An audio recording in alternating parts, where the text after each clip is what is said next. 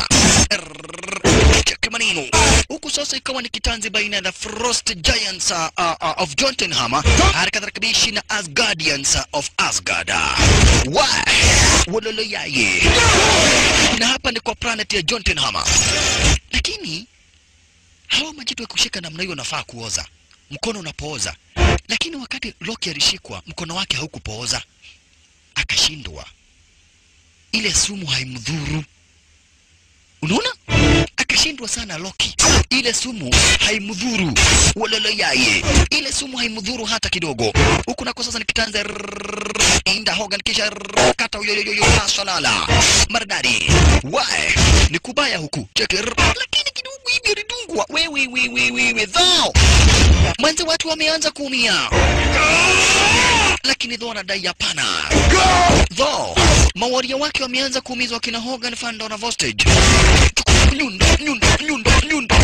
Nyundo. Sasa waliona kumeharibika. Frost Giants of Jotunheim wakaamua kuchomoa Kinyamu. Kimaneno shasha. Kinyamu. Kinyamu kilifunguliwa. Ndicho hicho sasa. Kinyamu ndicho hicho. Gomorea ndicho hicho sasa. Kinyamu kimefunguliwa. Manzena ndicho hicho kinakuja. Jamaa tunatumia ile nyundo kwa pepeta. Nacho Kinyamu ndicho hiki. Kinyamu ndicho hiki. Hapa basi bila shaka pale hawa wameamua kuepa. Wameamua kuepa kina Rocky na Sif. Wameamua kuepa. Kinyamu chukua mwangaza kutoka juu. Na ile silaha wote tengeneza shimo basi kwa vamia stara kama hiyo. Dhosha. Kinyamu na chundi chui cheki design ambacho basi bila shaka para sasa kina kuangalia kina Kinyamu shasha. Kina kuanguruma sana kwa maisha shasha. Kumoneno. Kinyamu. Kina kuangalia design kama hiyo shasha. Aya. Makusha. Walele yai. Kinyamu. Kina kuja kinapita mako pande wa chini stara kama hiyo. Huku ni upande wa Jotunheim, territory za wana Frost Giants shasha. Ala. Wakafika hapa ni mwisho wa rodi. Kinyamu kikatokerezea. Kwa pia nao. Nitaanza na nani? Lakini kidogo hivi jamaa wetu waliruka na ile nyundo yake shasha. Ninaanza kukula nani? Lakini kidogo hivi nyundo pita kwa mdomo, tokea kwa shingo. Kinyamu wekwa kando. Asante sana. Maridadi pozi kibisha.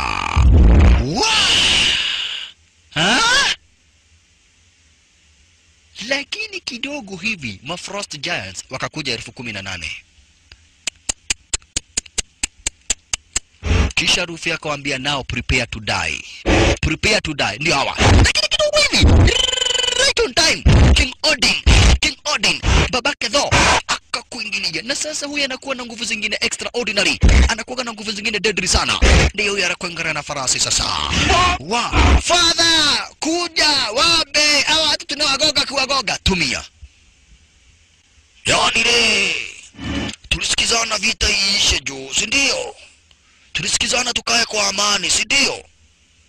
Halafu sasa unatuma watu wako wakuja wavamie kwangu, Kamwambia sio mimi nimewatuma, lakini pia wewe watu wako walikuja. Kamwambia hata mimi wangu sio mimi niliwatuma. Kamwambia unajua wewe ni mwizi, umeiba vitu zangu mingi sana. Kamwambia hapana. Vita tulimaliza. Chenye niliiba chako niliiba. Hawa ni watoto wamefanya hizi mambo bila idhini yangu. King Rufe, mimi sina ugomvi na wewe. Kaa kwako, wacha na mimi nikae kwangu. Sitaki ugomvi. Lakini King Rufe alimwambia wewe ndio umeanza vita. Ujue sasa hakuna amani. Na King Odin akamwambia ni sawa sawa. As you wish. Venye tu nataka. Lakini hataki vita. Pata moja King Rufe. King Rufe aligongwa moja. Lakini basi King Odin akachukua vijana wake basi na masoja wake akachomoka stara kama hiyo. King Rufe na wana Frost Giants hawakuamini. Hawakuamini. Wamevamiwa kwao. Huito. Yani jamaa anakuja kwetu na wanaleta kompe. Ni olimo hii. Ni olimo. Ni olimo. Wow. Lakini sasa alikuja na machungu. Alikuja kwa amekasirika sana hapa basi bila shaka pale ma Frost Giants wamewachwa, lakini King Odin amekuja na machungu zaidi. Mwanzo hakuwa ameidhinisha yale mashambulizi. Hakuwa ameidhinisha yale mashambulizi. Kwa hivyo alikuja na machungu zaidi. Huku akauliza nani aliamrisha? Jamaa wetu akadai ni mimi. Lazima watu tuwatishe. Lazima waniogope, wajue kuko karibu kukuja na mfalme mwingine. Tumia! Cool boy! You are an old man! Mzee umezeeka wewe, retire! Oh, unaniongelesha namna hiyo na mimi ni babako Yani hata sijakuachia mamlaka ya ufalme. Na unaniongelesha namna hiyo. Tumia! Mimi kama babako nikakupa nguvu zenye zilikuwa natumiwa na babu yako na babu ya babu yako. Nikakupa mpaka silaha. Na umeninyima heshima kuongea stara kama hiyo kunihusu. Kwa hayo makosa nimekulani. Nimekulani na nimekufukuza na nimekutupa kwa planet ya Earth. Mamlaka yote nimekunyang'anya. Nguvu zote nimekunyang'anya. Mamlaka yote yenye nilikupa nimekunyang'anya. And you are banished. Nimekufukuza kwa hii planet ya Osgard. Na nikakulani. You are no longer the king to be. From you, your power. Nachukua nguvu zako zote. By the power given to me by my father, and the father of my father, and the father of my father, and the father of my father of my father. Na sasa nimekulana, nimekutupa, nenda planet Earth. Nenda. Hivi ndivyo alitumwa. Hii silaha. Unless huu jamaa atakuwa mtu wa maana, isiwahi chukuliwa na mtu yoyote. Hiyo silaha isiwahi chukuliwa na mtu yoyote. Hata huyu. Ilitupa tena ikatupa planet Earth. Lakini akaiweka laana. Hiyo silaha itachukuliwa na mtu tu ambaye anaweza jitolea maisha yake kwa watu wengine. Unaona? Hivyo ndivyo jamaa alitupwa. Hivyo ndivyo jamaa alitupwa kutoka kwa planet ya Asgard mpaka hapa kwa planet Earth. Unaona? Na hapo ndipo aligongewa. Akikuja kuanguka kwa planet Earth akagongwa, na hapa basi bila shaka pale na akina Dr. Eric, Dr. Jane na Daisy. Hivyo ndivyo alianguka. Ilo nilikuambia nitakuonyesha venye huyu jamaa alikuja. Sasa hivyo ndivyo amekuja kwa planet Earth. Amelaaniwa. Alifaa kuwa mfalme, amefukuzwa kwa planet Osgard, akatupwa kwa planet Earth. Na pia silaha yake ikatupwa na akanyang'anywa nguvu zake zote.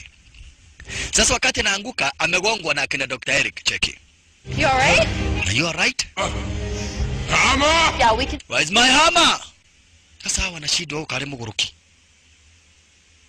Unaona? Ilo kwenye mwanzo wa sinema nilikuonesha hawa wakifanya utafiti wakitaka kujua nini kinaendeleaga hapa. Hammer! Look at him. I'm down! I know you can hear me! Father, I know you can hear me. Tafadhali nifungulieni. Ni mgoroki. Sasa wanaona kweli ni wazimu. Kaona huyu mtu ni wazimu, wakaamua kumpiga shoko. Dad threatened me. Thor was so puny. Pigwa shoko. Naambia mnajua mimi ni nani? Unajua baba yangu ni nani? Wakampiga shoko, wakaona wewe pengine ni mwenda wazimu. Juu pahali kama huku kwa msitu kunaweza kuwa na mwenda wazimu tu. Hakuna mtu wa kawaida anaweza polea pahali kama hapa. Lakini nyundo nayo ndio hiyo ikaanguka. Lakini elewa hiyo nyundo ilipewa laana. Isiwahi chomoka hapo. Nilo wa King Odin ako na nguvu mingi zaidi. Sasa hawa walimleta kwa hospitali. Huyu mtu anaitwa nani? Tho. Nisikia akisema yeye anaitwa Tho. Hit him with a car. I grazed him. Tulimgoga na gari na tukua tunata. Haya, sama daktari walikuja. Hello? Just taking a little blood. Tunataka kupima kama umeumia. No! Alianza kutoa fujo, cheki. Alianza kutoa fujo. Jamaa dungo mashindano ametoa fujo sana. Madaktari. Ilo wako kwa planet nyingine hajazoea watu wanakaa stari kama hii. Walala yaye. Na yeye anajua ni kijana mfalme. Lakini alishikwa na watu wengi bana. Adungwe shindano kumaliza nguvu. Dungo wa shindano. Sasa kumbe wakati moja baada ya siku 2-3 kuna mzee aliona kitu imeanguka hapa. Hai. Kashindwa. Tokorone maana. Huenda ni ile chakula ilikuwa inatoka biguni wakati wa zamani. The mana. Ai. Yaliona kitu kimetoka binguni kikaanguka hapa. Mzee akachungulia. Kanywera dongani ai. Akaona ni nyundo.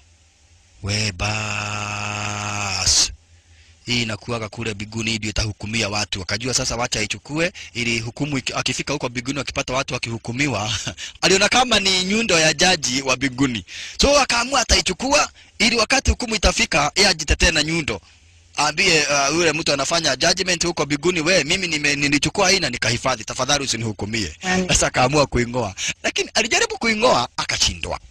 Alingangana alijaribu kabisa lakini alishindwa. Sasa wakati huo hapa basi bila shaka pale nao walianza kushindwa. Huyu mtu alitoka wapi? Kwa msitu. Lakini wao wakuwa kama wanasayansi, wanaona tu ni mtu wa kawaida. Ndio wao ni wanasayansi. Dr. Eric, Dr.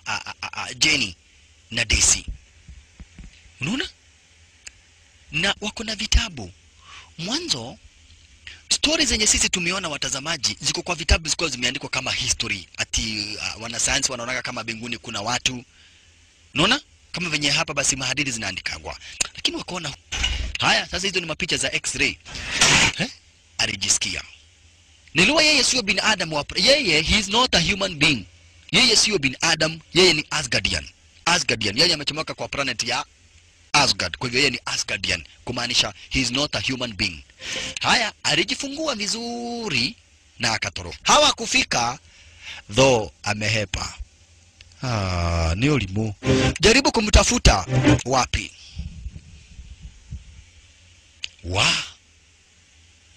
Sasa Jenny ndiye haamini. Mwanzo naona huenda kuna kitu angejua kutoka kwa huyu mtu. Niliwa Jenny yeye mwenyewe ndiye daktari. Huyu mmoja Professor Dr. Eric ametoka United States akakuja hapa basi bila shaka pale pano New Mexico yuka sana. Kidogo kurudi nyuma wakamgonga tena. Hayai, kwani gari yetu iko na ugomvi na huyu mtu? Kila wakati namgonga. Kumbe mmoja naye alienda kaita watu wenye nguvu. Watu wote wakaitwa hakuna mtu anaweza. Akitoka nini? Tumeragi manedari ile nie. Watu kila mtu mwenye akona nguvu kabisa. Sasa mpaka ilifungwa hapa basi bila shaka pale na nyororo. Cheki. Ilifungwa na nyororo. Design kama hiyo. Gari ikavuruta. Badala basi ngoke, gari yenyewe ikaharibika. Cheki. Inda.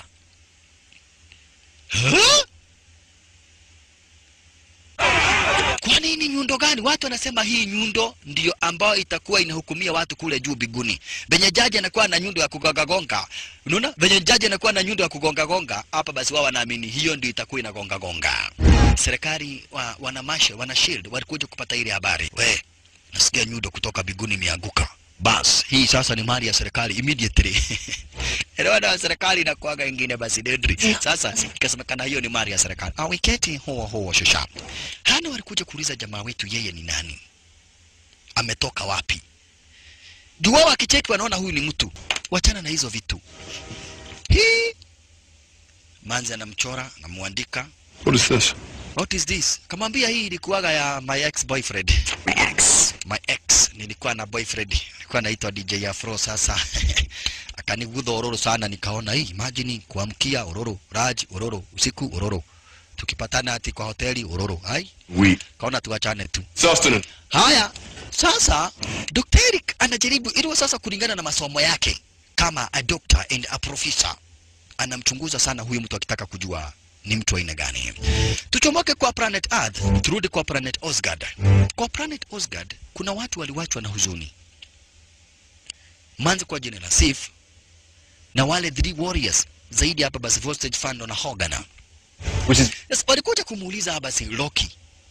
King Odin alijua namna gani tuko kwa planet Jotunheim. Lakini King Loki akawaambia yeye ndiye alimwambia. Yani Loki, I told him. What? I told him to go to Odin after we'd left. Yeah. Mimi niliambia King Odin, yani niliambia babangu kuwa although ametulazimisha twende kwa planet Jotunheim, nilikuwa najua maisha yetu inaweza kuwa hatarini. Akamwambia basi wewe ndio uliweza kumset Thor. Akamwambia hapana, niliokuwa maisha yetu tungeuawa na giants. Frost giant wangetuua. Kwa hivyo mimi kabla hatujaenda niliambia baba yetu kuwa Thor amesema twende. Mimi ndio nilisema tumeenda. Kwa hivyo kaambiwa sasa wanamwambia wewe ndio umefanya Thor afukuzwe basi. Jaribu kuongea na babako.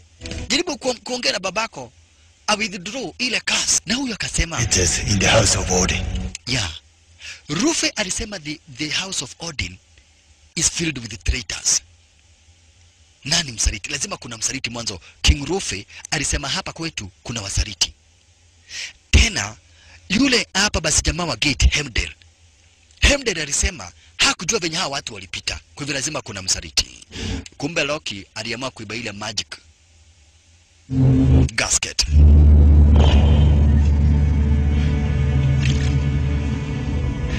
Stop! Babaka akamuona. Lakini Loki akauliza babake, am I cursed? No. You are my son. What am I? You're my son. You are my son. Lakini Loki alimwambia no. I'm not an ordinary Asgardian. Hebu niangalie venye wakati mwingine mimi ufanana. Niliguzwa mkono wangu na haukupooza. Kuna jambo na kuna kitu kisicho cha kawaida kwangu. Kitu na ambacho ningependa uniambie. Enyewe wewe sio mtoto wangu. Wakati nilikuwa navamia giants wa Frost Giants, nilikuja nikakupata. Nikaona utakufa, nikakuchukua. Kamwambia ndio nilisikia Rufi akisema wewe ni mwizi. Kumbe uriba a magic gasket na ukaniiba. Na kwa nini hujai niambia hii miaka yote? Akamwambia kwa sababu wewe sasa ni mtoto wangu. Nilikuchukua kuwa mtoto mdogo zaidi nikakulea. I made you my son. Lakini akamwambia sasa mimi ningependa kuwa mfalme. Na sasa hiyo ndio sababu yenye inafanya uwezo kanifanya mfalme. I want to be a king. Mimi ndiye kijana mzuri kwako hata kuliko Thor. Ulifaa unifanye mimi mfalme. Lakini sasa unajua vizuri zaidi mimi nimechomoka kwa familia ya Giants of Frost. Ndio sababu uwezo kanifanya mfalme. Alimwambia hapana. Mimi nakupenda kama mtoto wangu. Na ufalme hupatianagwa hivi hivi. Lakini Loki anamwambia no, mimi nataka unipende kabisa na uone mimi ni mzuri. Kisha unifanye mfalme. Hivi ndivyo ambavyo mimi nataka. Lakini sasa wewe unanichukua tu kama Giant of Frost, manake huko ni kwamba ulinichomoa. Kwa nini babangu? Kwa nini? Nimewaheshimu mkuu na mamangu. Nimefanya kila kitu. Nimekuwa mzuri kila siku. Nimekuwa kila kitu. But chenye ambacho ninataka haunipi babangu. Nataka kuwa mfalme mimi. I want to be the king. Kwa nini unamfanya Thor awe mfalme? Lakini kidogo hivi mzee akashikwa na ugonjwa ambao haukueleweka. Na akamwambia Loki, I need a rest. Nahitaji kupumzika ili niweze kurejesha nguvu zangu. Alright. Turudi sasa kwa planet Earth. Pale alipo Thor. Turudi sasa kwa planet Earth. Pale alipo Thor. Thor alikula akakunywa. Hiyo ni podi leta ingine. Great, right? Another! Haya. Akaambiwa kuwa Elwa sasa amezoea utoto wa kifalme. Kwa hivyo akiitisha kitu anaitisha na nguvu, anapigana na orders. Lakini aliambiwa sasa hapa kuwa mpole, ukiitisha kitu tu unasema tu pole pole yani. Kuwa mpole. Unaagiza kitu tu pole pole kwa upole. Hauhitaji kuitisha chochote hapa zina nguvu. Itisha kila kitu chenye ambacho unahitaji ndio itisha, lakini itisha kwa upole. Kuwa mpole Vavarai. Kuwa mpole. Hiyo ndio tunataka. Tunataka hapa basi uwe mpole. kila kitu agiza kwa upole. Sasa wako wamepolea hapa, kulikuja mabouncer. Sikia. Ati mnaongea nini? Mimi sijashindwa kungoa kitu. Lakini kuna hii nyundo imetoka biguni. Hii nyundo imejaribu kungolewa na kila kitu. Manze hii nyundo haitoki. Jamaa yetu akajua mara moja ni ile nyundo yake. Nipeleke pale ambapo nafaa kwenda. Na nitakwambia mambo mingi zaidi yenye unataka kujua kwenye huu uchunguzi wako wa kisayansi. If you take me there now, I'll tell you everything you wish to know. If you take me there, I'll tell you everything you wish to know. Okay. Dr. Eric alimuita hapa si Dr. Jenny. Kadeno ule dinamiona. Twende alili aniambia kila kitu. We. Wakati wa zamani kuna mtu kama huyo alikuja mysterious. Unajua final alifanya nini? Alichukua demu, akamweka kwa mdomo, akammeza. So huyo mtu anaweza kukumeza anytime. Nono ule alilio nyingi. Nono fanya amekula chakula mingi. Atutaniyo mali ya gandu. So we mwambie umewachana na hiyo maneno. Okay, nye tumeona tumeshikwa na shughuli nyingine. Okay, ni sawa sawa. Kwetu tunakisigi watu namna hiyo. Bye bye basi. Lakini Manze ameshamnoki jamaa wetu. Manze nao nakunoki watu wanakuwaga fani. Thank you. Okay. Kwaheri basi ya kuonana. Dr. Eric? Darcy. Kesi? Farewell. Nawatakia kila la kheri. Akawatakia kila laheri basi Romeo na kisha akachomoka.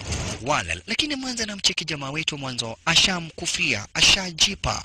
Ameshamnoki jamaa wetu Dr. Jenny. Na kufika kwenye territory zao, vitu zao zote za utafiti zimechukuliwa na kikosi cha wanapolisi cha SHIELD. Check maneno. What is going on here? Serikali kuna utafiti inafanya. Kama kumetumwa nyundo kutoka bigudi kakuje kaanguka hapa. Hii ni kuoneshana kuna utafiti fulani ambao nyinyi mnafanya utafiti ambao sio mzuri. Na hii sasa ni mambo ya serikali. Inachukuliwa na serikali, wanasayansi wa kiserikali wanachukua kila kitu chenyu. Unaona? I can't just... Na mmepatiwa shilingi 500 ya kukunywa chai kwa kuwa mkifanya utafiti. Sasa hii ni research yangu ya miaka mingi zaidi bana. Mnawezaje chukua research yangu akaambiwa ni serikali madam, serikali. Sasa serikali ndio imepatiwa ruhusa research, mtu anafanya research nyinyi mnakuja tu mara moja mnachukua hiyo uone hata leo. Hiyo ni kufanya nini? Research yangu ya miaka yote kila kitu, hata vitu vingine nimeandika hapa. Uchunguzi wote imeenda na serikali. Research yote. Na Manze angekuja kuandika kitabu ambacho basi kingeweza kumtengenezea mamilioni ya pesa. Msijali. Tutaanza. Manze anamwambia tutaanza wapi? Vitu zetu zote zimeenda. Vitu mingi ambazo basi mpaka tumejitengenezea sisi wenyewe zimeenda na hawa watu. Tutaanza wapi? Leo usijali. Ya Mungu ni mengi. Ya Mungu ni mengi. Ya Mungu ni mengi. Yeye msijali, ya Mungu ni mengi. Tutafanya nini sasa? Ndipo Jenny alicheki akaona sasa amebakia tu na option moja, kumfuata Thor. Tutomoke ara zenyewe hizo turudi basi kwa planet ya Asgard. Kwa planet ya Asgard tukuje kuona basi venye mambo yalikuwaga. Mwanzo hawa wakikuja kutafuta wale hapa basi Finn na the Three Warriors. Wakuja kumtafuta mfalme, walipata amekalia kiti cha mfalme Loki. What? Loki akawaambia baba yangu ni mgonjwa sana. Na kwa sasa mimi ndiye mfalme. Mkiwa na shida zozote mnazileta kwangu. Period. She has refused to leave my father's bedside. You can bring your urgent matter to me. Queen ameapa atakaa na bwanake, yani mamangu na babangu wameapa watakaa. Mamangu ameamua kukaa karibu na pahali babangu amelala. Kwa hivyo mkiwa na shida zozote mnaniletea mimi. Kwa hivyo okay King, tuna la kufanya. Leo wanajua vizuri zaidi Loki, wanajua Loki ni mtoto wa King Odin. Kwa hivyo sasa walikuja kumpa heshima zake. Lakini walikuja kumwambia tafadhali tunaomba ile banishment, yani kula kufukuzwa kwa Thor, uweze kukupiga marufuku. Kisha ututume twende tukamchukue Thor kutoka kwa planet Earth, tumrudisha hapa basi kwa planet ya Asgard. Mwanzo hapa basi alikuwa rafiki yetu, alikuwa hapa basi bila shaka para mwenzetu, na alikuwa mtu ambaye tunampenda zaidi. Kwa hivyo tafadhali tunakuomba tuturuhusu na uweze tu kukubali aweze kukuja. Lakini Loki alikataa na kadai babangu alimlaani Thor. na kwa hivyo siwezi anza kuvunja sheria za babangu. Sasa Muthee naye ndio huyo anashindwa. Ai, huyu dho Muthee anashindwa sana. Ndipo alikuja kupata kitabu fulani ambacho kilikuwa kimeandikwa wakati wa zamani zaidi. Kitabu kinaelezea hapa basi kuhusu the 9 planets, ikiwemo Earth, Asgard, Jotunheim na zinginezo. Ala, ndipo akakuja kucheki kuna history kuhusu hapa basi ati mfalme fulani ambaye anatumia nguvu, na akapata ile nyundo kwa ile story. Haya, wakati Muthee anafanya ule uchunguzi, naye Manze Jeni ameona tu mtu tu anaweza msaidia kuanzisha sasa na kuendelesha hapa basi ule uchunguzi wake, ule utafiti wake, ni jamaa wetu. Jamaa wetu alikuja pale kuna uzo wa wanyama. Nataka farasi. We don't have horses. We don't sell horses. That's Mnyama mkubwa ambaye anaweza nibeba. We, niko na mnyama anaweza kukubeba hapa. Mnyama. Sasa aliambiwa sasa leo yeye kwao hawana story za gari, wanaongea hapa story ya wanyama. Kwa hivyo anadai hii gari ni mnyama ambaye hapa basi yako na mbio. Kwa hivyo Manze alimwambia hapa basi mimi nataka kupeleka pale nyundo ilipo, but in one condition, na wewe uweze kuniambia kila kitu. Jamaa wetu alimwambia mimi sitakwambia kila kitu, lakini nitakupromise one thing. Ukinipeleka pale ambapo hiyo nyundo ilipo, nitakuregeshea hapa basi ile diary yako. Ile diary yako ambayo ulianza hii research nayo, hiyo diary nitaweza kukuletea. Alright. Sasa Jenny alionywa na Dr. Eric, lakini sasa basi amekuja kumtafuta jamaa wetu dho. Mwanzo anataka kumaliza ule utafiti wake. Mwanzo ni utafiti za research. Amekuwa akifanya hii research hapa basi kwa muda wa miaka mingi zaidi. Kwa hivyo hapa basi aliamua kuja kufanya aliamua kutafuta dho ili dho amsaidie kuendelesha ile research yake. Alright. Maridadi. Hata hivyo basi moja kwa moja walielekea hapa basi wanaelekea moja kwa moja hadi kwenye territory, hadi kwenye basement, hadi pahali ambapo ile nyundo iliweza kuanguka. Hapo ndipo ambapo sasa wanaelekea shasha. Pahali ambapo ile nyundo iliweza kuanguka. Hapo ndipo na ambapo sasa wanaelekea. Cheki maneno. Upande wa planet ya Asgard, kwa planet ya Asgard, Muthee bado yuko pale sasa ana recover. Yani hii ni kama ndio hospitali ya hii planet. Unaona? Unawekwa pale fulani, nguvu zako zinaanza kurudi, kila kitu inarudi na kadhalika. Lakini huyu Loki nia yake ni moja tu. Kuchukua ushukani, kuachiwa baraka na kuwa mfalme wa Asgard. Hiyo na ama hicho ndicho kitu ambacho ako na haja sana nacho. Kuachiwa ufalme, kuwa mfalme na kubarikiwa awe king of Asgard. Kwa hivyo anajifanya mzuri sana kwa mamake. Licha na kwa mamake anajua vizuri zaidi, this is an adopted child. Yani anajua vizuri zaidi basi sio mtoto wake wa kulea, ni mtoto ambao alichukua hapa basi bila shaka pale kwa wale Frost Giant na kadhalika. Unaona? Lakini Loki anajifanya mzuri sana kwa mamake na kwa babake. Mwanzo anataka apewe ufalme. Wacha hawa nao wafika pate pale ambapo hapa basi nyundo ilianguka. Kikosi cha Shield kimetengeneza hapa basi kimetengeneza ulinzi mkubwa zaidi. Wakijaribu wakaleta wanasayansi kuchomoka kila pembe ya ulimwengu. Wa research na wajue kwa nini yule nyundo hang'oki. Jamaa yetu naye akafika. Akaambia Manze usijari. Tunaona hiyo nyundo hakuna mtu anaweza chukua. Mimi kuiguza inajiletaga yenyewe. Kaa hapo nikuonyeshe. Kaa hapo. Na ujue ninakuletea hapa basi diary yako. Sawa? Kuna hakika hiyo nyundo utaweza. Watu wamejaribu baka watu wote wenye wako na nguvu za kila aina. Wameitwa wameshindwa. Wewe utaweza. Ngoja nikuonyeshe. Hiyo nyundo hata nitaifanya hivi uone tu ikikam. Nyundo yenyewe ni ya maini. Alright. Na wanasayansi wamekuja hapa, wanasayansi wa kila aina. Oh, this is Chronicons of Mitopontians. It's a metaphoresis. Punde si punde jamaa wetu akaanza masoja. Jackson report. Akaanza masoja. Anataka kuingia kuro pando nane sasa.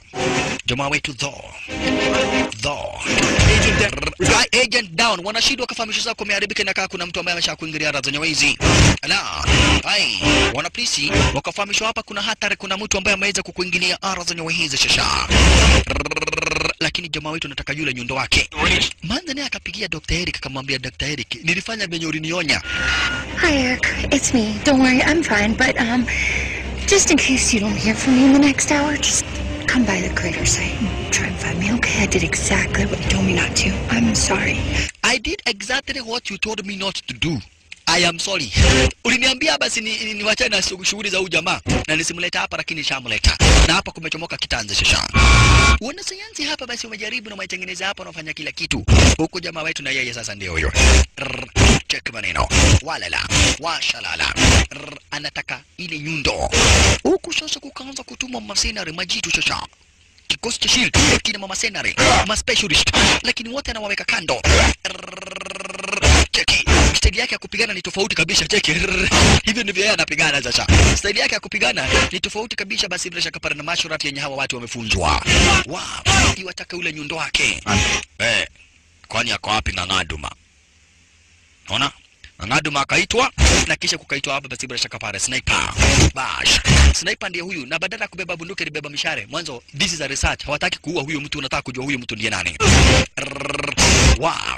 Ai, nikasemekana Ng'ang'aduma lile jitu lenye nguvu kabisa. Mwanzo jamaa hana silaha lolote, basi nasemekana apigwe na mikono. Elewa hana silaha na wanashido wanajua hivyo. Hivyo sasa inasemekana akamatwe. Unaona? Na kisha hapa basi sniper akatumwa na mshale. Mwanzo wanataka huyu mtu akiwa uhai. Mwanzo hana any weapon, hana bunduki. Huyu mtu asipigwe risasi, nataka ashikwe kukamatwa. Si anatumia mikono na nyinyi tuko wengi basi ashikwe na mikono akamatwe. Na tafadhali mtoe Ng'ang'aduma. Kidogo hivi. Ng'ang'aduma. Ng'ang'aduma. Chukua. Sasa huyu ndiye akona nguvu kabisa. Palicho mwana upande wa nje stara kama hiyo shusha. Mshale uko standby. Elewa wanamtaka huyu jamaa kwa uhai. This is a research. Na huyu jamaa hana silaha lolote. Sasa Ng'ang'aduma ndiye mdindri sana kwa kikosi cha wana shield. Ng'ang'aduma shusha. Ndiye mdindri kabisa kwa kikosi cha wana shield. Check maneno. Wa Ng'ang'aduma. Chukua. Asante sana. Ng'ang'aduma aliweke lewa. Yubrali wewe. Sura hii. Wow. Ala. Ashalala. Ikawa ni vivyo kisha sasa ni achukue yule nyundo wake. Mwanzo naamini basi bila shaka pale yeye hapa basi bila shaka pale yule nyundo ni wake, na kwa hivyo kumchukua basi ni kwa urahisi zaidi. Nyundo ndio huyo.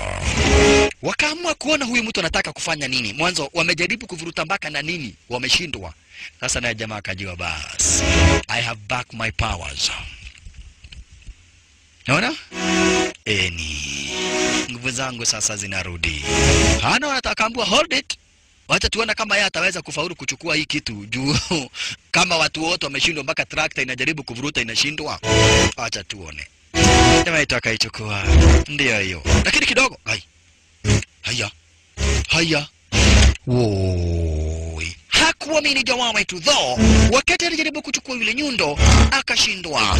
Kwa nini nyundo ikatae kuchukulika? Kwa sababu iliwekwa hapo kwa laana. Ati mpaka wakati ambapo huyu jamaa atakuwa hapa basi mtu muhimu wa kuichukua ule nyundo basi asiwahi chukua. Hiyo ni laana yenye basi iliweza kuachwa na babake yani King Adin. Jamaa wetu hakuamini. Oi. Father why? Kwa nini unifanyie madhara kama hiyo? Kwa nini daddy? Kwa nini? Nyundo imekataa kuchukulika. Hiyo ndio ilikuwa mishoni yake. Hivyo sasa na otherwise wanashidi walitumwa kwa wingi zaidi kumkamata. Mwanzo nia yake ilikuwa ni afikara zenye uwezo aweze kuchukua basi ule nyundo na kisha endelee kuitumia kama silaha. Mwanzo ni chombo na kitu ambacho bishara kuwa amepewa na babake, lakini sasa afanye nini maskini wala atende nini. Mwanzo already ameshindwa kuichukua. Kwa hivyo wanashidi walitumwa stara kama hiyo. Sasa ni kumchukua jamaa wetu though. Mwanzo ameruhusu hope. Hiyo ndio ilikuwa hope kwa maisha yake ataweza kupata ule nyundo, lakini sasa nyundo haiwezi kaja mikononi mwake. Mwanzo it's under a curse. Ni laana pale, kuna laana pale kwamba na kuwa eti hapa bishi asiweze kuichukua kwa njia yoyote ile. Walala yaye washalala Aisha. kuamini jamaa wetu, lakini pia wanasayansi na wanapolisi na wataalamu wote ambao walikuwa gara za nyawezi, bado lile jambo la ile nyundo libakia kuwa kizongo mkuti. Kisha na maana hawajui basi wataichukua namna gani basi yule nyundo, hawajui wataichomoa namna gani, hawajui wafanye nini wala watende nini. Committed a crime, is in jail. I can't. Wakati huo turudi kwa planet ya Asgard. Bado chochote ni kinatendeka kwa planet Earth. Loki anaona akwa planet Asgard. Kwa planet Earth nako manzi ile story waliweza kusoma. Yani chenye kinahapeningi huko juu, kuna mtu alikuwa ameandika hiyo hadithi kisayansi, yani mtu alikuwa amefanya utafiti, ameandika kuna planet zingine, kuna planet Jotunheim na kuna planet Asgard. Sasa Jenny juu anampenda sana Thor, alimwambia wewe tu ndio unajua Thor alitoka biguni akaanguka hapa, na wewe ni profesa, hawa watu wanaweza kukuamini, kwa hivyo utatengeneza story juu huyu mtu hayuko kwenye document, tutatengeneza fake document, tuseme ametoka New York, tuweke kwenye computer, kisha useme yeye ndiye mwenye hii research, yeye ni mmoja wetu wa hii research, na alivamia wana Shield kwa sababu wana Shield walichukua vitu yetu. Ukisema hivyo huenda wana Shield watamwachilia. Na wana Shield walikuja hapa basi kumhoji jamaa wetu. Jamaa wetu amekataa kuongea. Huko anamuuliza wewe ni nani? Umetrainiwa na kikosi gani? Umetoka South Africa, Saudi Arabia, Iraq ama Somalia, ama wewe ni Al-Shabaab, ama wewe ni Special Forces Retired Commando, ama wewe ni nani? In one way or the other tutaweza kupata basi na kujua wewe mwenyewe ndiye nani. Lazima tuambie wewe umetrainiwa na kikosi gani. Huwezi pepeta wana Shield namna hiyo. Huwezi pepeta wana Shield namna hiyo.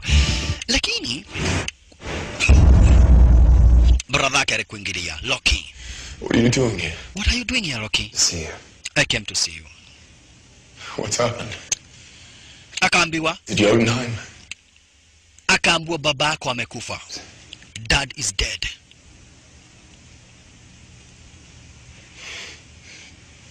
What? What? Your banishment. The threat of a new war. It was too much for him to bear. Kwa venye aliweza kukufukuza, alipatwa na stress akakufa. I know that you loved him. Najua ulikuwa unampenda sana babako. Listen. Lakini sasa amekufa. It's so cruel to put the hammer within your reach knowing that you could never lift it. Ni uchungu sana kuona basi hama iko hapa na uwezo ukaichukua. Call them to me now. Na sasa nataka ujue mimi ni mfalme. Okay, basi let me come home then. Can I come home? Can I come home? Sasa juu wewe ndio mfalme, babangu amekufa, acha nikuje nyumbani. All upon your... Kambua hapana. Wewe ulilaaniwa. Na mamako amesema usiwahi rudi. Has forbidden your return. Your mother has forbidden your return. This is goodbye, brother. Nimekuja kukuambia bye bye. I'm so sorry. Pole sana bradhangu. Mamako amesema hata waitaka kukuona na babako amekufa. Kwa hivyo, kwaheri ndugu yangu. Sorry. Okay, I'm sorry brother. Pole. Ni asante ya kuja kuniangalia. Lakini unaona Loki amemdanganya. Loki amemdanganya. Ya kwanza akamdanganya kwamba anakuiti babake ameiaga dunia. Ya pili akamdanganya kwamba anakuiti mamake amesema hataki kumuona. Unaona? Ya tatu akajifanya yeye ni mzuri sana kwake. Lakini huyu ni msaliti. Huyu ni msaliti. Na ni muongo. Na ako na tamaa sana ya kuwa king of Asgard. We're back. Kwani unajiongelesha? Stadia aliingia na Stadia alienda, watu wa planet Earth hawakuweza kumuona. Kisha pia yeye Loki aliamua kuangalia kama anaweza chukua hii nyundo. Elewa hii nyundo iko na nguvu nyingi sana. It is filled with powers. Kujaribu kuichukua wapi? Inaweza chukuliwa tu na mtu ambaye ako worth kuichukua. Unaona? Laana yenye iliwacha kwa ule nyundo, mtu ambaye ako worth kuichukua. Yatu ambaye mtu tu ambaye ako worth yani. Mtu ambaye anaweza saidia watu ndiye tu anaweza ichukua. Sir? Haya, punde sipunde naye Kamuthea kalikuja. Check maneno. Kamuthea kalikuja, kale Kamuthea hapa basi bila shaka pale Dr. Eric. Dr. Eric alikuingilia. Dr. Eric alikuja akaambia watu, kwani mmeweka kijana wangu ndani? Dr. Selvig? He was distraught when he found out that you'd taken all of our research. alikasirika tu kuona venye mmechukua research yetu na yeye ni mmoja wetu. Ai, na hii nguvu yote alitoa wapi? Kamudheka akawaambia ati ni steroids. Yaani ni hizi chakula za kuweka mwili nguvu. That's how he put it. Yeye aliona mmekuja mmechukua mali yetu, sasa ndio alikasirika. Steroids! Alikula madawa za nguvu. Hiyo ndio alikula madawa za nguvu ndio aweza kupigana na nyinyi. Ndio kufanya uchunguzi akaona huyu jamani ni mulimuli wa New York na ni false data, yani ni mtu wa research. Unaona? Naelewa hii ni wao wameweka kwa computer. Juu jamaa wetu hana history. Kwa hivyo sasa Dr. Eric waliweka kwa computer ili ukienda kusearch ati kutafuta kujua huyu mtu ni nani, unapata ati ametoka upande wa New York na anafanya kazi na ile kampani la research. Unaona? Kuuliza ni kwa nini akona nguvu namna hiyo, hapa basi Muthee akawaambia ati alikula steroids, alikula hizi madawa za kuongeza mwili nguvu. Unaona? Hiyo yote ni plan ilichorwa hapa basi bila kapara na Jenny. Mwanzo hapa basi Jenny alikuwa anataka jamaa yetu achomoroe basi kwa custody ya wanapolisi. Wanapolisi waliamini. Hatimaye Muthee alikuja kumleta pale ambapo anaweza kunywa hata kama ni podi kiasi. Hapa basi na kucheza poro na kiasi. Yaani na mambo kama hizo. Sasa Muthee alimwambia sikiza, mimi sija kusaidia atijue ni mtu mzuri sana.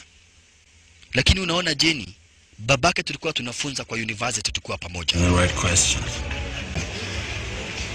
In my life, I have no idea what I'm supposed to do.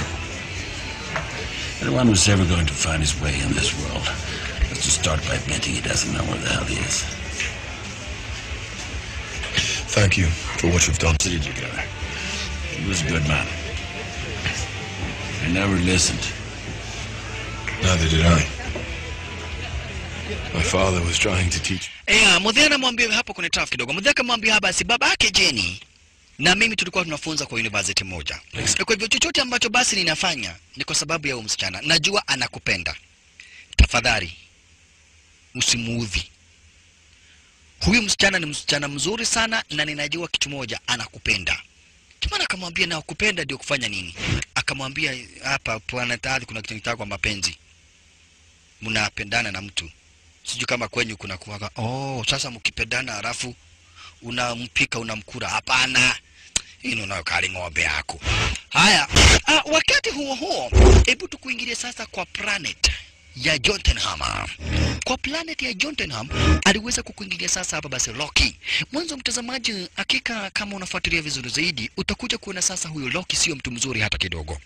Na Loki ashajua yeye ni mtoto wa Frost Giant. Zaidi kwanza yeye ni mtoto kamili basi mtoto wake Ruffy ambaye ndiye king wa Frost Giants. Mwanzo aliweza kuibiwa na King Ad. Kwa hivyo alikuja kampata basi bila shaka para Ruffy. Akamwambia sikiza, mimi ndiye niweza kuwapatia nafasi ya kuingia hapa basi kwa zile territory. Na mimi ni rafiki yenu. Na sasa Ruffy nataka kupatia nafasi ya kumuua King Aden.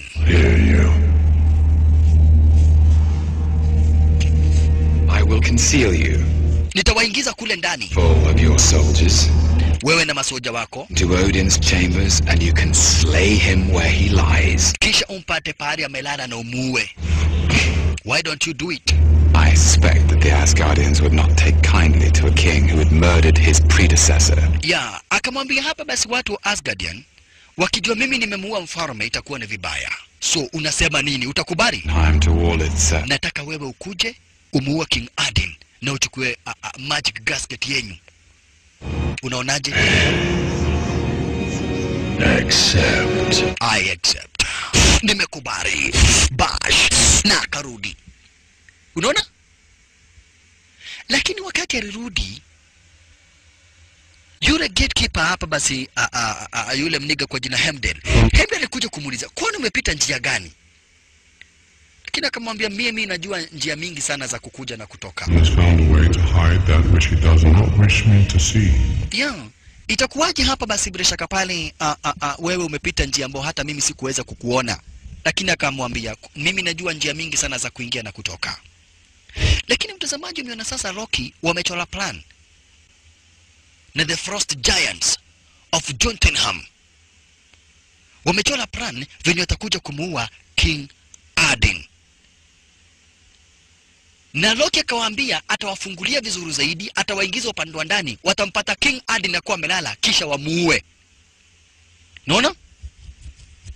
Lakini kuna kitu moja ambacho hapa basi bila shaka pale huyu Oloki anataka. Licha na kuwa anataka kuwa king, bado anataka baraka za King Odin. Haya, turudi sasa kwa planet Earth. Rudi moja kwa moja hadi kwa planet Earth.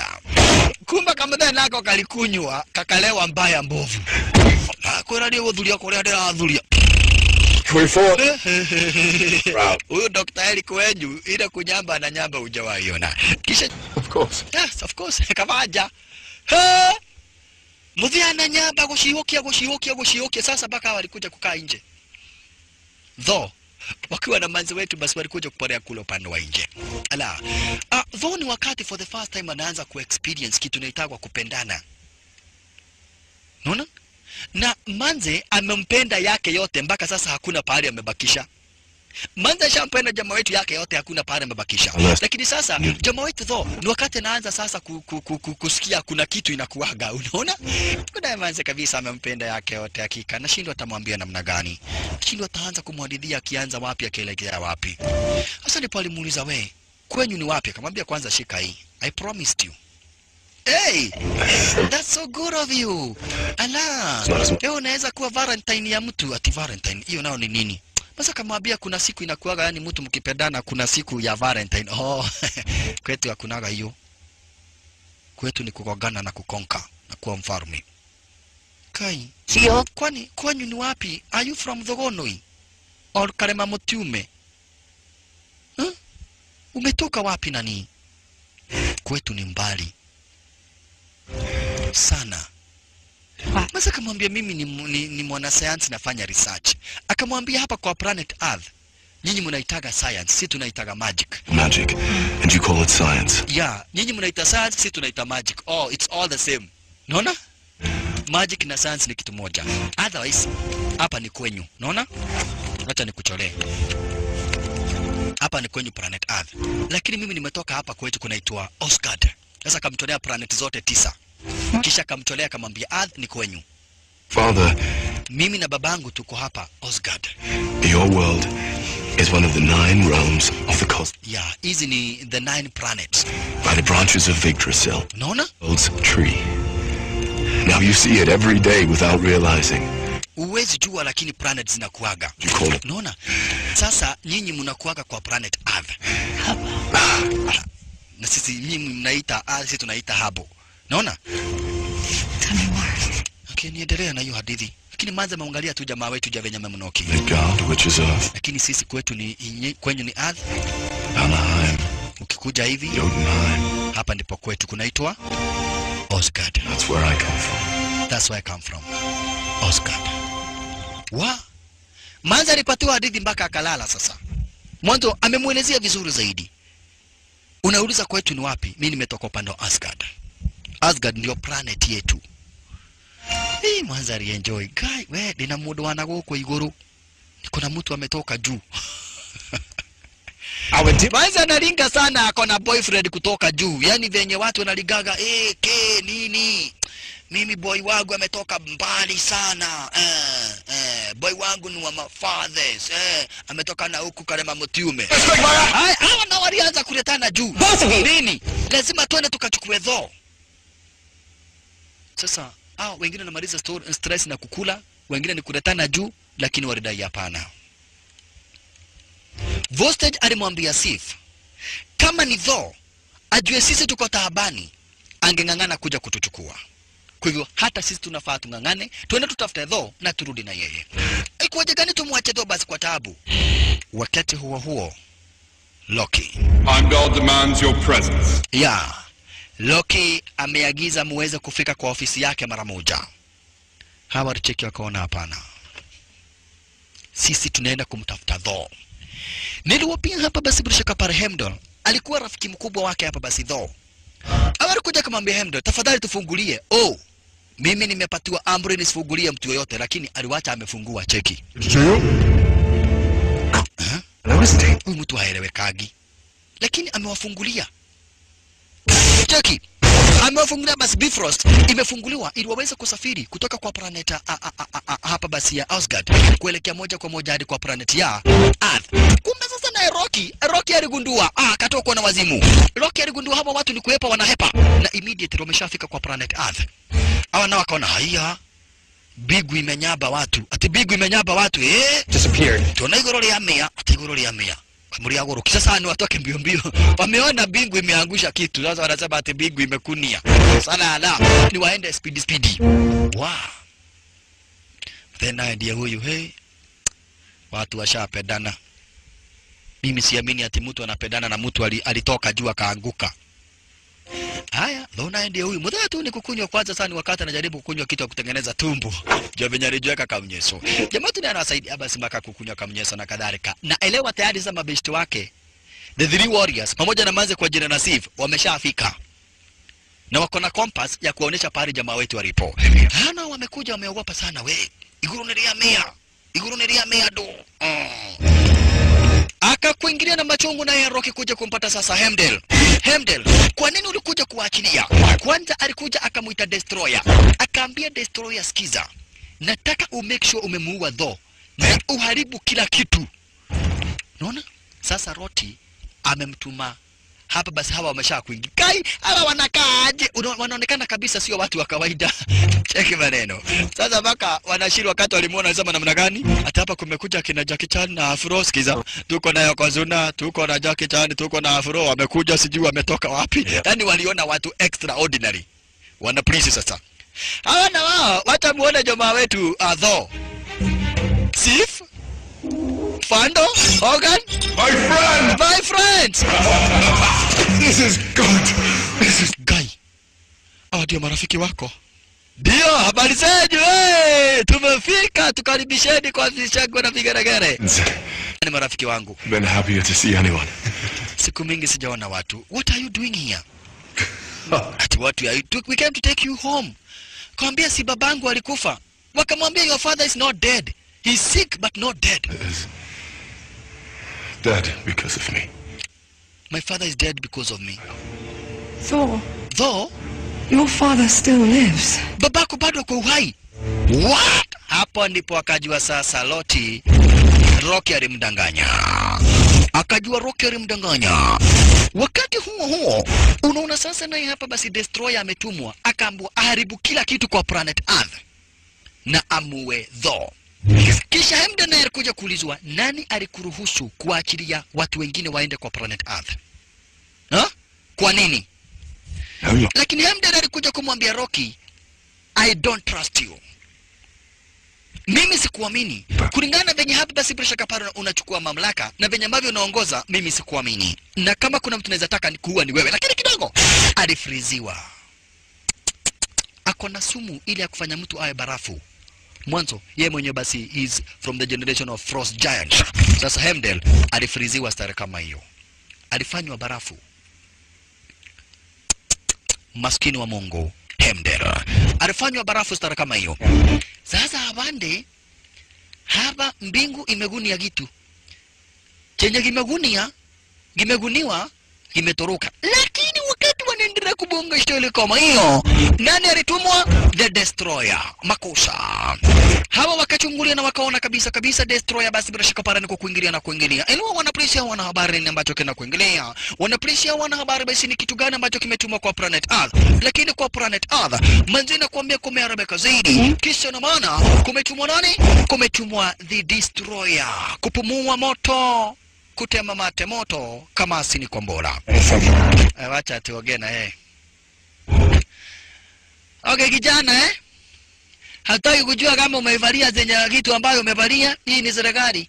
Tunakuambia chukua mikono juu tukuweke ndani. Nasikia kijana unavaa kitu gani? Lakini kidogo hivi moto makosa aish waiona. Hawa na wao sasa hapa basi Pressure Kaparo walikuja kugundua mwanzo wanajua Destroyer na sasa jamaa wetu ashajua kuwa hapa basi bradake ni msaliti.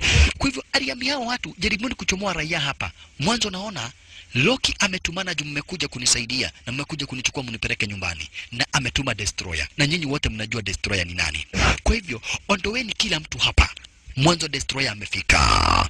Makusha, kila mtu tokeni bana, hepeni, kumekuja muuaji kwa jina la destroyer. Sasa wanachiliwa the destroyer, destroy nini kidogo. Anaharibu kila kitu. Elewa ni amri amepewa yule destroyer. Amepewa amri ku destroy kila kitu. The three warriors wakiongozwa basi na manze kwa jina la Sif waliamua kumvamia Shasha. Sif hadi ruka disedi kama hiyo na kutunga stole kama hiyo. Ala, destroyer kitu gani? Thank you Sif. Lakini kidogo ikajigeuza, ikageuka chekumonino, kugeuka ikamgeukia manze chunga. This is something design ya monyongoro. Manze akaondoka karibu apatwe na moto, kisha ikauchomoa uswadi sara kama hiyo na kuendelea kuvamia. Imetumwa na ikaambiwa destroy everything. Sasa ina destroy kila kitu. Makusha, amri imechomoka kwa King Loki. Brother Carl Loki Shasha. Lako chunga nani? Wana polisi waamini mwanzo sasa planet Earth kumekuja disaster. Manze kuna vamiwa, kuna shambuliwa vibaya zaidi. Kila kitu kinaharibiwa Shasha. Kila kitu manze kinaharibiwa sasa. Woyayai. Aishalala. Walalayai. Sif. You can. Nataka mchomwe kila mtu hapa. Mimi tu I am the only one who can end this. Na sifurahi kuona venye ambavyo innocent people here in planet Earth wanakufa. Kwa heri Sif. Kwa heri. We, tuchomokeni manzi. This is a war we can never end. Aliwaambia sikizeni, nataka muondoke. Kama ni mimi anataka, then let him take me. It's better I die on behalf of everyone. Mwanzo, hakuna haja hapa basi nyinyi wote mkufe. Mwanzo, this is a war that we can never end. Hakuna haja basi nyinyi wote mkufe. Na mimi tu ndiye ambaye nahitajika. Achweni muishi.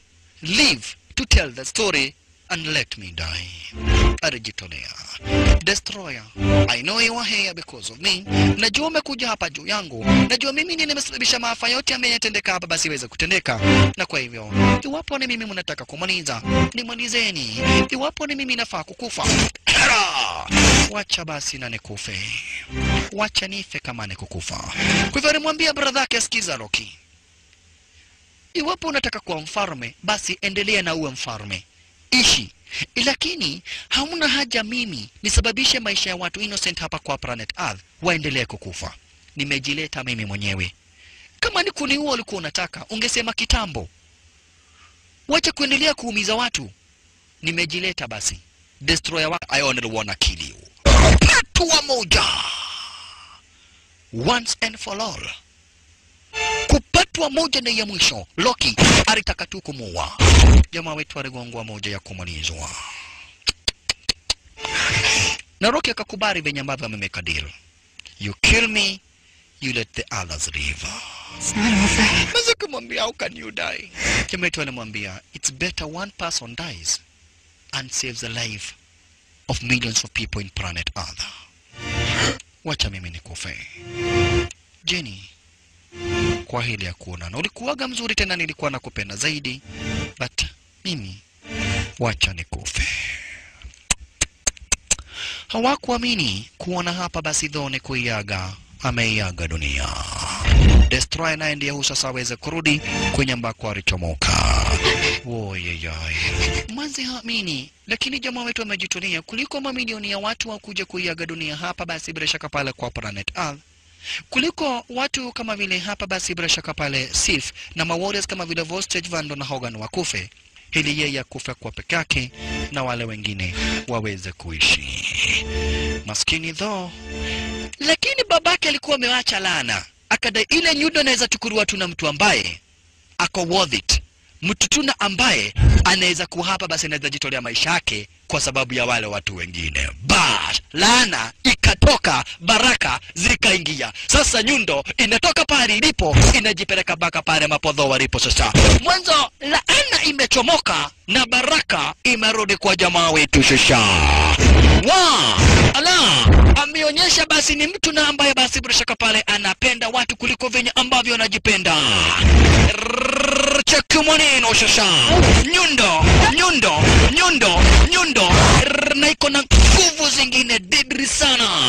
iko na nguvu mingi sana tena zaidi. Nyundo na nguvu zake zote zenye alikuwa amenyang'anywa jamaa wetu.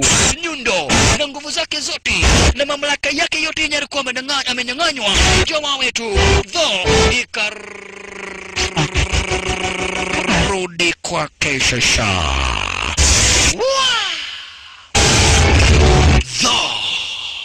Atua nyundo moja kwanza. Mwenyewe. Asante sana. Maridadi. Sasa kuingia basi kwa vitisho mwanzo. Sasa wewe Destroyer. Manze utapenda sasa. Destroyer kitu gani?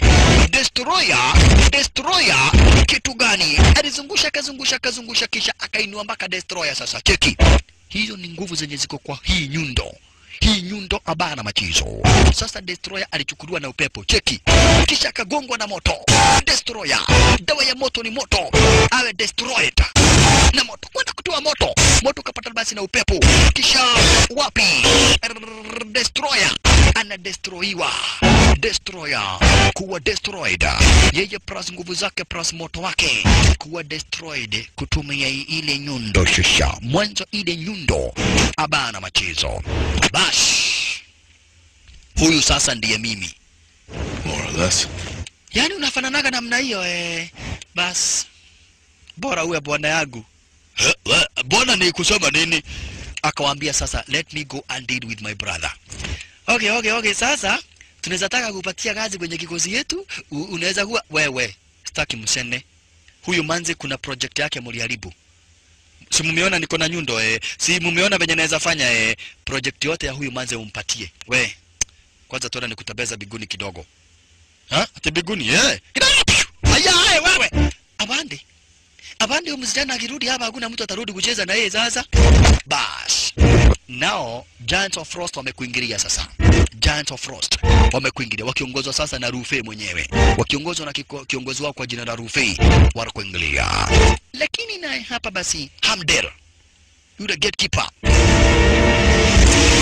akaanza kuvunja ile ice. Mwanzo alikuwa na nguvu sana. Kisha kwa basi amekaushwa na ice. Ameanza kuivunja. Ina maana basi ameanza kujisikia anataka kuichomoa le maridari.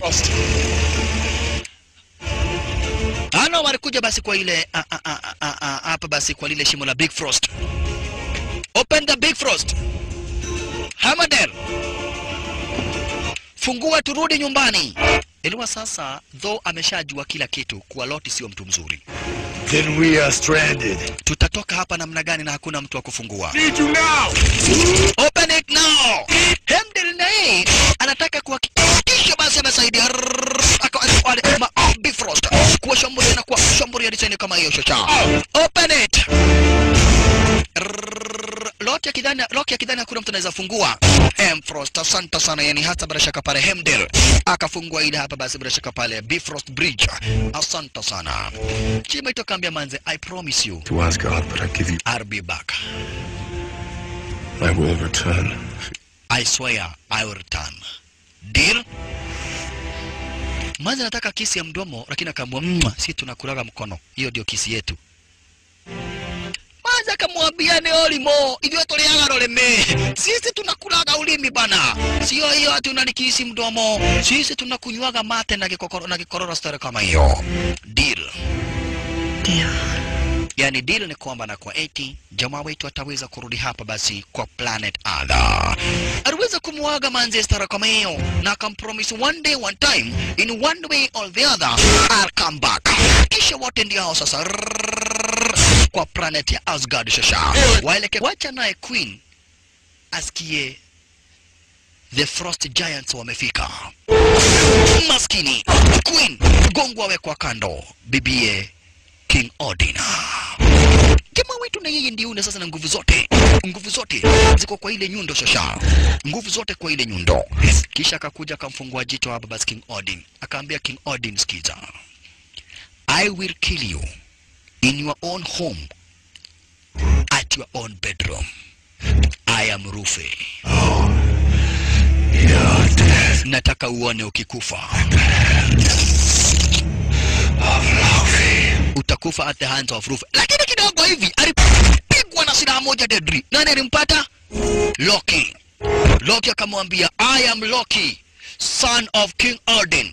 Na siwezi nikakubali uwe babangu. Lazima ni protect hii territory na yani wewe kwenda kuongea akamalizwa. Unaona? Sasa mama akamwambia, "Oi kijana wangu, kweli unafaa kuwa mfalme. Mama Rufe unafaa kuwa mfalme." Unaona? Yeye ndiye aliwafungulia, lakini anataka kujifanya mzuri kwa mamake. Na anataka babake aone ameokoa maisha yake. Hivyo ndivyo alikuwa anataka. Lakini hakuamini kuona hapa basi bila shaka pale jamaa wetu wako uhai. Anajifanya mzuri. Unaona? Alikuwa anajifanya mzuri. Lakini sasa yani alikuwa anataka aonekane yeye ni mzuri. Ndio akamsaliti Rufe na akamuua ili eti aonekane yeye ni mzuri. Unaona? Ili King Odin ampe ufalme. Kidogo walichomwana upande wa nje sasa bila shaka pale na nani? Walichomwana upande wa nje na jamaa wetu Thor. Mwanzo anataka kuwe na sifa mzuri. Kile ambacho anataka ni baraka na ufalme. Sasa amemuua Rufe ili asifiwe na mamake na babake. Ndio sababu amemuua Rufe. Na ndio sababu mpaka alichora plani Rufe ya kuja hapa. Kisha ajifanya amemuokoa. Hiyo ndio ilikuwa plani yake. Bash. Alright.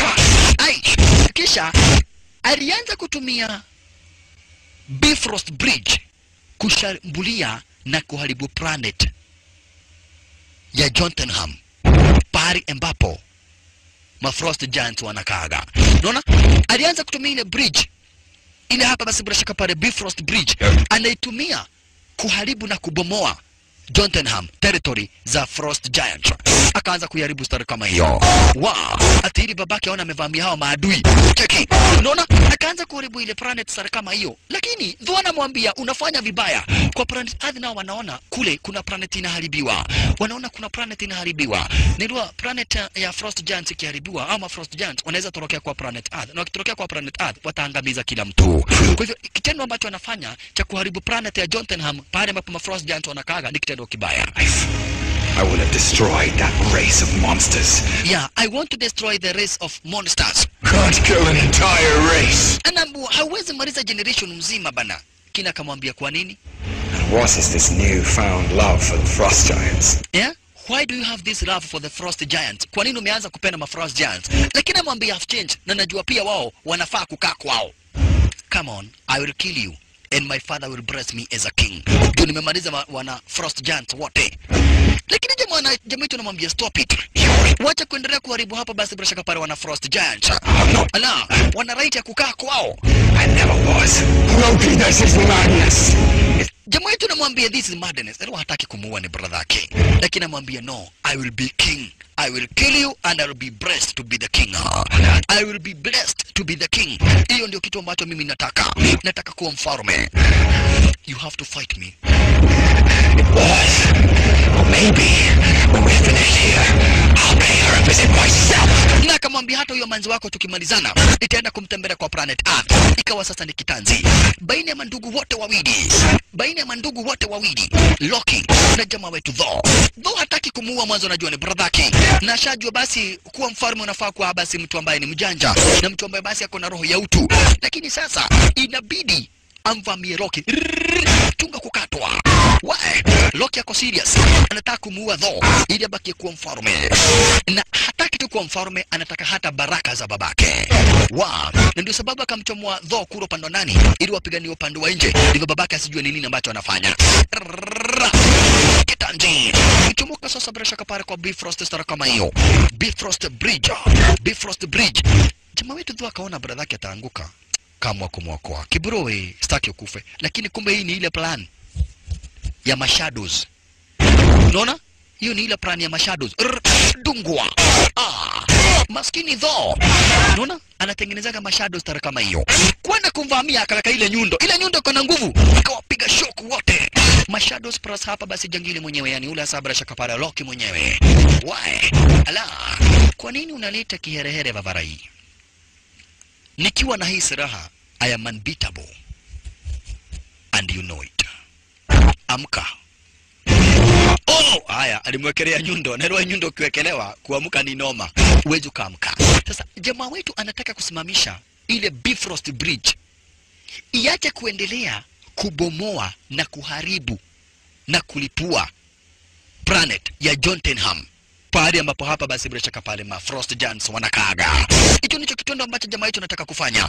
Hicho ndicho kitendo ambacho jamaa yetu anataka kufanya. Lakini anashindwa atafanya namna gani? Mwanzo hapa basi kweli asa bila shaka pale shock, stima na kadhalika na nguvu zinatumwa zikaharibu hapa basi bila shaka pale ile Jotunheim planet. Ala, territory za ma Frost Giants. Jamaa yetu anashindwa atafanya namna gani? Akaona anaweza fanya tu kitu kimoja. Kuharibu hii Bifrost Bridge.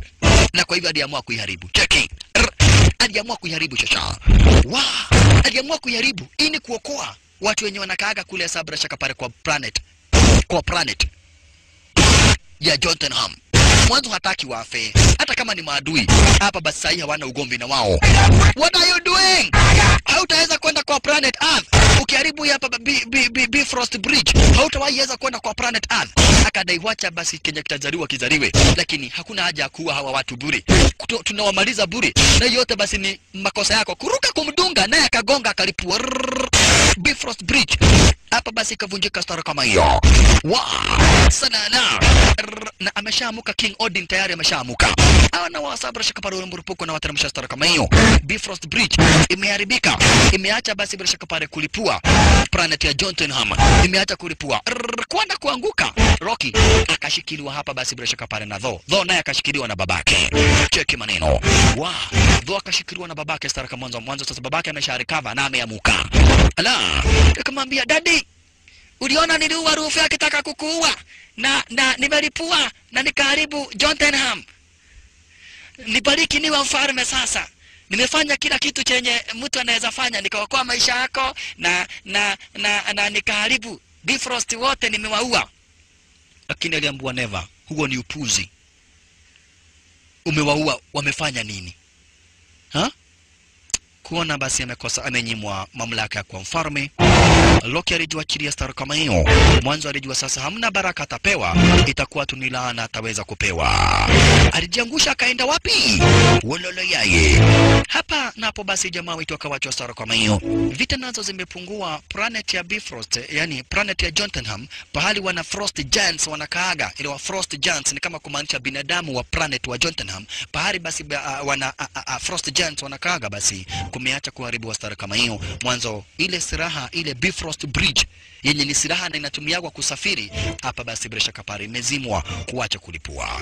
Naye Jenny alipolea hapa kwa planet Earth, akatulia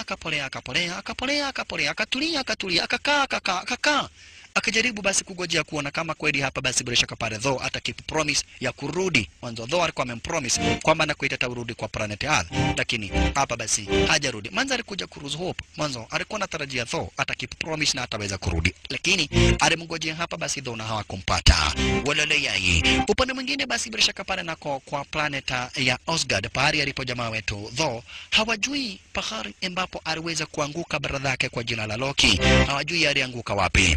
But all in all, hapa basi kwa planet ya Asgard wameweza kuwa kwa planet ya Jotunheim. Mwanzo hapa basi planet ya Jotunheim ilikuwa inaripuliwa, ilikuwa inakuja kuanguka basi iweze kuanguka na kuharibika kabisa ile Jotunheim planet pale ambapo ma Frost Giants wanakaaga, lakini hapa basi Thor aliweza kuiokoa. Halikadhalika basi kuliweza kutengenezwa sherehe kubwa zaidi kwa planet ya Asgard, kuliweza kutengenezwa sherehe moja basi murwa zaidi. Kisha na maana ameweza kurecover, ameweza kupata nafuu hapa basi bila shaka para King Odin ameweza kupata nafuu. King Odin ameweza kupata nafuu, na kwa hivyo kuliweza kutengenezwa sherehe moja basi ya kufana zaidi, sherehe moja basi ambayo ilikuwa mzuri zaidi. Lakini watu kama vile kina Sifa, Voste, Fando na Hogan wakimtazama kijana wetu wanaona hapa basi hana furaha, mpaka Queen yani mamake jamaa wetu Thor akimchungulia anaona kweli basi huyo jamaa hana amani, hana furaha hata kidogo. Kisha na maana hapa basi bila shaka pale ana miss na anatamani kuwa na ule manze kwa jina la Dr. Jenny. Ala, hata hivyo hapa basi Sifa angependa yeye achukuliwe na apendwe basi na aweze kuolewa na huyu jamaa wetu ambaye hapa basi bila shaka pale ni mfalme sasa. Unaona, ambaye hakika atakuja kuachwa wadhifa wa ufalme, lakini jamaa wetu hana haja na Sif. Yeye akona haja basi na Dr. Jenny. Mwanzo Dr. Jenny ashamuonesha mapenzi basi bila shaka pale ambao jamaa wetu hakuwa anajua. Ala, hata hivyo jamaa wetu alikuja kuuliza na babake, unaona sasa unaweza kuwa mfalme? Lakini akaambia babake, hapana, niko na mengi ya kusoma, niko na mengi ya kujua, niko na mengi ya kutafsiriwa. ili niweze kuwa mfalme. Babake alimwambia basi one day one time utakuja kuachia ushukani na utakuja kuwa mfalme. Nguvu utakuwa nazo, lakini nataka hapa basi uweze kutawala kwa ukiwa na kwa umakanifu zaidi, na haswa uweze kutawala hapa basi bila shaka pale kwa ujanja, uelevu, na uweze kuwa mfalme ambaye hapa basi bila shaka pale anafanya judgment zenye zinafaa. Lakini sasa ikabakia ni swali, je, Loki bradhake alienda wapi? Tena swali lingine ikabakia, je, Thor ataweza kukeep promise? Aweze hapa basi bila shaka pale kwenda kwa planet Earth? Na je, Giant of Frost planet yao iliharibika yote kweli? Basi ndugu brother wapenzi watazamaji, ndugu dada wapenzi watazamaji, mwanzo kicheki utaona sasa hii ndio Bifrost Bridge, na hii tu ndio ingeweza kumpeleka kwa planet Earth na imeharibika. Pia Hemder aliweza basi bila shaka para kupata nafuna mwenyewe ndio huyu. Sasa jamaa itoka baki ya kujiuliza atawahi enda Earth akitumia mbinu gani? Na kwa hivyo nakuuliza, je, jamaa wetu ataweza kwenda kwa planet Earth? Swali mimi nakuuliza. Ala, je, Bifrost waliweza kuisha na kadhalika? Hayo yote basi majibu.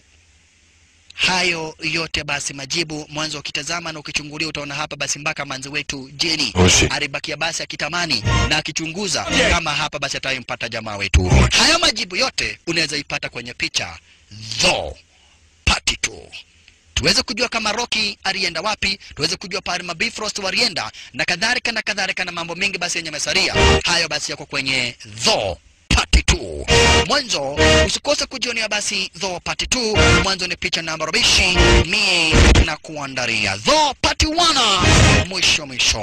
Basi usikose kujionea Thor Part 2 nikiwa bishi na kuandaria live and direct. Thor Part 1 mwisho. Thor Part 2 ninakuandaria. Huku tukimaliza na basi bila chukupata na Thor Part 1 story kama hiyo. Mwanzo hapa basi tu tukigojea